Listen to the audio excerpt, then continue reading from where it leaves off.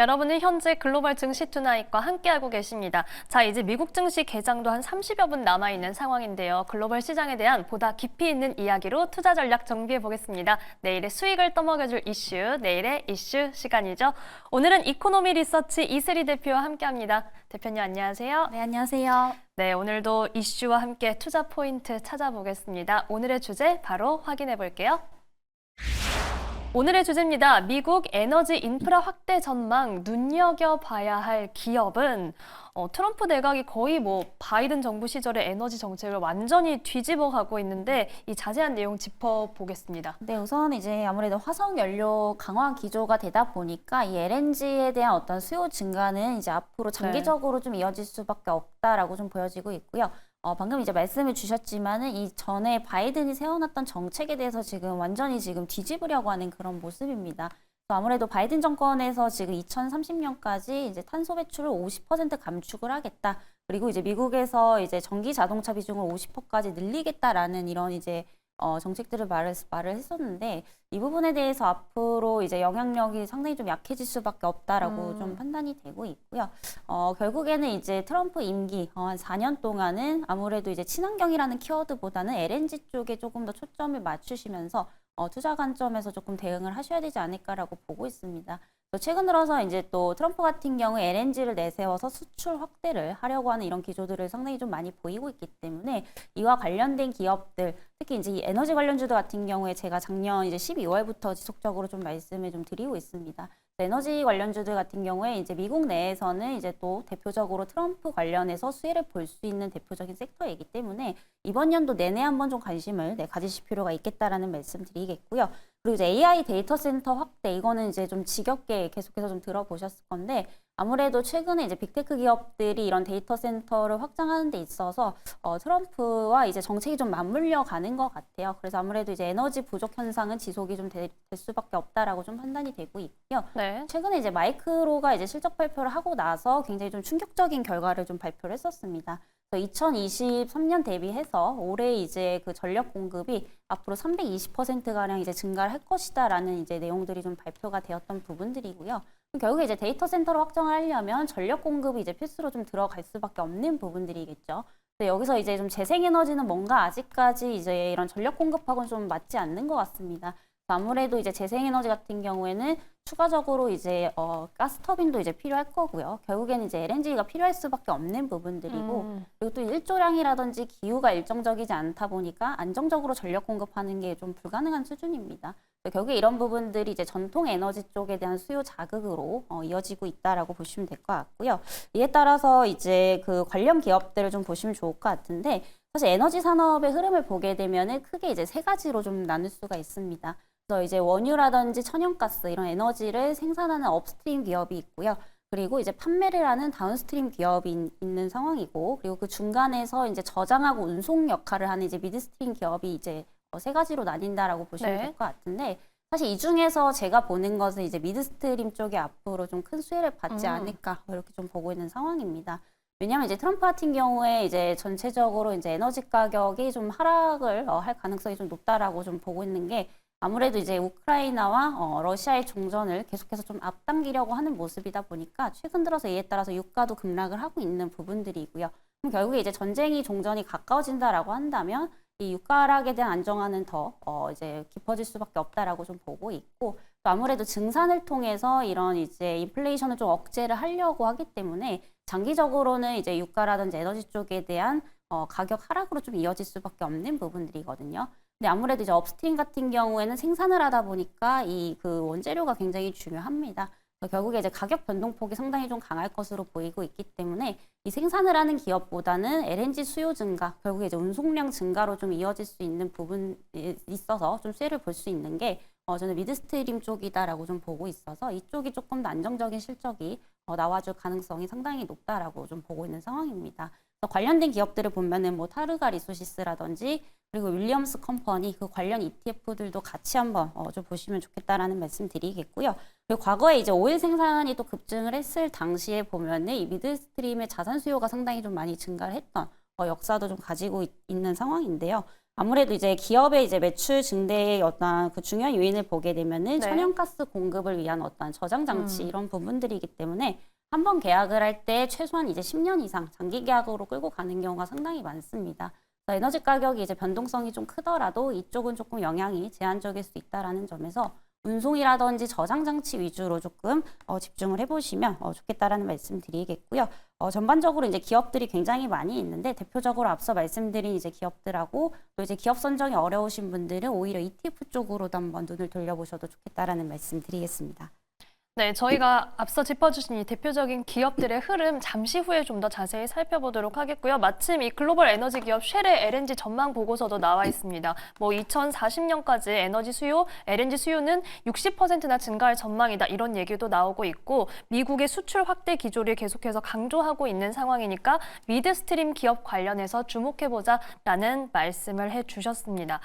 자, 대표님, 이거는 제가 개인적으로 궁금해서 하나 여쭤볼게요. 앞서 이제 바이든 정책을 좀 뒤집고 있다. 그리고 신재생 에너지, 친환경 에너지 쪽은 좀 위축이 될 수밖에 없는데 그럼 이 와중에 원전은 혹시 좀 어떻게 보고 계신가요? 일단 원전도 저는 좀 긍정적으로 보고 있는 상황이고요. 결국에는 이제 지금 에너지 자체가 부족한 상황이거든요. 뭐 LNG든 어떤 거든 지금 다 끌어와서 써야 되는 입장이기 때문에 당연히 원전도 여기에 따른 수혜를 좀 볼 수밖에 없다라고 좀 판단이 되고 있고요. 그러니까 큰 틀에서 보면은 이제 전력이랑 지금 연관이 되어 있는 부분들은 장기적으로 이제 산업 구조적으로 저는 좀 수혜를 볼 수밖에 없다라고 좀 판단이 되고 있어서 같은 맥락에서 조금 접근을 해보시면 좋겠다라는 말씀 드리겠고요. 결국 이제 데이터 센터에 대한 확장 부분들은 지속적으로 지금 되고 있는 것을 우리가 빅테크 기업들의 어떤 실적을 통해서 또 알 수 있는 또 부분들입니다. 그리고 좀 있으면 또 엔비디아 그 실적 발표가 되는데 네. 여기서도 이제 또 견조한 어떤 실적 흐름이 나오게 되고 추가적으로 이제 데이터 센터에 대한 부분들에 대한 어떤 그런 견조함까지 좀 나오게 된다라고 한다면 결국에 이제 에너지 관련주들 특히 전력 쪽 같은 경우 원전의 경우도 마찬가지죠. 이쪽도 같이 이제 상승세로 좀 돌아설 수밖에 없다라고 좀 보고 있기 때문에 원전 관련주들도 이제 관련해서 같이 보시면 좋을 것 같고요. 사실 에너지 관련해서는 어떻게 보면 신재생도 에너지 쪽이잖아요. 네. 근데 신재생은 너무 이제 트럼프 쪽에서 대놓고 이제 안 쓰겠다라고 얘기를 하니까 여기는 대놓고 이제 그쵸. 피해주라고 보고 있는데 나머지는 뭐 업스트림이든 원전이든 이쪽 부분에 있어서는 결국에는 다 연결고리가 있는 부분들이거든요. 지금 전력이 부족한 것은 미국에서 기정사실화가 되고 있는 부분들이고 재생에너지를 빼고는 지금 어떻게든 이런 이제 공급을 해야 되는 상황이기 때문에 이와 관련돼서는 한번 같이 좀 아울러서 보셔도 좋겠다라는 말씀 드리겠습니다. 대표님, 그럼 혹시 곁들여서 저희가 원전주 관련해서 대표적으로 뉴스케일 파워 차트 한번 점검을 부탁드려도 될까요? 네. 사실 최근에 좀 많이 빠졌는데 오늘은 프리마켓에서 좀 오름세로 예상이 되고 있는 상황입니다. 그래서 뭐 보유하신 분들이나 관심 있는 분들 많이 궁금해하실 것 같은데 한번 점검을 좀 부탁드리겠습니다. 네, 뉴스케일 파워 역시도 제가 이전에 한번 좀 언급을 드렸던 종목인 것 네. 같은데 사실 이제 비스트라 에너지 쪽 그리고 컨스텔레이션 에너지도 이제 같은 맥락에서 좀 보시면 좋을 것 같아요. 그래서 뉴스케일 파워 역시도 이제 이와 관련된 이제 기업으로서는 좀 볼 수 있는데 오늘 이제 프리마켓에서 한 5%대 상승이 좀 나오고 있는 상황이고요. 사실 이제 조정은 받을 만큼 저는 받았다라고 좀 판단이 됩니다. 그래서 최근에 이제 $30 이제 가다가 이제 그 이상을 돌파하지 못하고 지금 계속해서 좀 내려앉는 이런 모습들인데 사실 이제 한 $15 이상만 조금 하락하지 않는다라고 한다면 다시금 좀 치고 올라갈 가능성이 상당히 높다라고 좀 보고 있는 상황이고요. 지금 보면 한 6거래일, 7거래일째 조정이 좀 나왔던 상황이죠. 지금 구간대에서 사실 기술적 반등이 충분히 좀 나올 수 있는 구간이다라고 좀 보고 있어서 지금 관점에서 충분히 좀 접근 가능하다라는 말씀 드리겠고요. 그리고 사실 뉴스케일 파워뿐만이 아니라 그런 이제 다운스트림 쪽이 이제 대표적으로 비스트라 에너지 쪽이거든요. 그쪽도 지금 보면은 대체적으로 이제 주가가 조금 고점에서 과대 낙폭이 좀 되어 있는 상황이기 때문에 저점 매수 유효한 구간이다라고 보고 있고요. 대체적으로 지금 원전하고 이제 그 전력 쪽 그리고 에너지 쪽, 천연가스 LPG 쪽을 좀 보게 되면 지금 PR이 그렇게 높은 상황이 아니에요. 그러니까 실적은 계속해서 좀 잘 나오고 있는데 오히려 지금 주가는 그에 반해서 좀 못 가고 있는 상황이다 보니까 밸류 부담도 상당히 조금 완화가 되고 있다라는 거 이런 부분들도 같이 좀 참고를 해보시면 좋을 것 같고요. 오늘 말씀드릴 뭐 관련해서 미드스트림 기업들도 한번 같이 보시면 좋겠다라는 말씀 드리겠습니다. 네, 지금 밸류 부담 없는 구간이다라는 얘기해 주셨고 앞서 얘기해 주신 내용과 맞닿는 뉴스가 나왔습니다. 메타에서 2천억 달러의 AI 투자 소식이 지금 원전주를 끌어올리고 있다. 이런 기사가 좀 나왔는데 자세한 내용 꼼꼼하게 좀 확인을 해보셔야겠습니다. 저희는 앞서 말씀해 주신 이 미드스트림 기업들 한번 자세하게 점검해 볼게요. 어떤 종목부터 볼까요? 네, 우선은 이제 앞서 말씀드린 이제 타르가 리소시스 한번 좀 보시면 네. 좋을 것 같고요. 지금 이제 보시면은 최근 들어서 얘도 이제 조금 조정이 크게 나오고 있는 이제 상황이라고 좀 보시면 될 것 같은데 오늘 이제 또 프리마켓에서 한 4% 넘게 하락이 나오고 있습니다. 오히려 저는 밸류 부담이 지금 완화가 되고 있다라는 점에서 좀 주목을 하셔야 될 때가 아닌가라고 좀 판단이 되고 있는 상황이고요. 이 타르가 리소시스 같은 경우에는 이제 그 텍사스에서 굉장히 유리한 이런 사업권을 보유를 하고 있습니다. 아무래도 이제 천연가스가 가장 많이 생산되는 곳이 미국의 텍사스 퍼미안 분지라고 보시면 될 것 같고요. 여기가 이제 걸프 연안하고도 이제 통로로 연결이 좀 되어 있기 때문에 굉장히 중요한 자리입니다. 여기에 지금 적극적인 투자를 하면서 사업권을 이미 보유를 하고 있어서 이 미드스트림 쪽에서는 가장 이제 대장격으로 좀 보셔도 좋겠다라는 말씀 좀 드리도록 하겠고요. 그리고 최근에 이제 밸류 같은 경우에도 좀 부담이 없습니다. 업종 평균 정도의 수준이라고 좀 보시면 될 것 같고요. 근데 여기서 조금 더 프리미엄을 줘야 되지 않을까라고 또 보고 있는 게 이런 고유의 천연가스 액체 처리 기술을 또 보유를 하고 있다라는 점에서 최근 그 운송 과정에서 발생하는 이런 운용 비용들을 굉장히 좀 절감을 하고 있다라는 거예요. 최근에 이런 부분들도 이제 실적에 잘 드러나고 있다라고 보시면 될 것 같고요. 네. 작년 4분기에 주당 순이익도 서프라이즈 달성을 했습니다. 물론 매출 성장세는 조금 이제 둔화되는 분위기지만 아무래도 이제 액체 그 처리 기술이 좀 있다 보니까 여기에서 지금 마진이 좀 잘 나오고 있는 것으로 보이고 있는 상황이고요. 최근에 이제 주당 순이익이 점진적으로 좀 높아지고 있다라는 점, 이런 부분들 좀 긍정적으로 보셔도 좋지 않을까라는 말씀 드리겠고요. 그 다음으로 이제 보셔야 될 이제 종목이 이제 윌리엄스 컴퍼니라는 종목인데요. 이 종목 같은 경우에 이제 앞서 말씀드린 이제 타르가 리소시스랑 이제 비교를 해보게 되면은 상대적으로 좀 매출액은 작아요. 어떻게 보면 이등주 느낌이긴 한데 이제 시세 변동폭도 사실 타르가 쪽이 훨씬 좀 더 높은 편이지만 이제 어떤 실적적인 내용을 조금 보게 되면 그래도 이제 당기 순이익이나 배당 쪽에서는 이쪽이 좀 더 우위에 있기 때문에 네. 타르가 쪽은 조금 시세 차익이나 변동성을 노리시는 분들한테 맞을 것 같고요. 아무래도 이제 윌리엄스 컴퍼니 같은 경우에는 상대적으로 이제 조금 배당 관점에서 보시는 분들에게 좀 적합하지 않을까라고 좀 보고 있는 상황입니다. 최근에 이제 에비타 같은 경우에도 70억 8천만 달러 정도로 2024년도에 조정이 됐고요. 그래서 전년 동기 대비해서 한 4.4%가량 증가를 한 상황입니다. 에비타 같은 경우에는 이제 삼각전 영업이익을 뜻하기 때문에 보통 배당을 이 기준으로 이제 삼거든요. 그래서 아무래도 삼각전 영업이익이 높을수록 배당도 높아질 가능성이 높다라고 보시면 될 것 같고요. 이번 연도에 이게 또 한 번 상향 조정이 된 상황이라고 보시면 되겠습니다. 이번 연도 에비타 평균이 76억 5천만 달러까지도 사상 최대치로 전망이 되고 있고요. 이렇게 되면 이제 배당 증가에 대한 어떤 기대감들도 좀 가져가 볼 수 있겠다라고 좀 보여지고 있습니다. 네. 최근에 이제 주당 배당금도 2달러로 한 5.3% 인상이 좀 전망이 되고 있고요. 이에 따라서 이제 시세 차익이나 변동성 관점에서는 타르가 쪽, 그리고 이제 배당 관점에서는 이 윌리엄스 컴퍼니를 한번 주목을 해보시면 좋을 것 같고요. 최근 추세대로 간다라고 한다면 사실 전고점 이상도 좀 충분히 가능할 것으로 보이고 있어서 중장기적 관점에서 한번 접근을 해보시면 좋겠다라는 말씀까지 드려보도록 하겠습니다. 그리고 이제 마지막으로 이제 볼 게 제가 말씀드렸던 이제 ETF 쪽. 여기도 지금 놓칠 수가 없는 부분들인데요.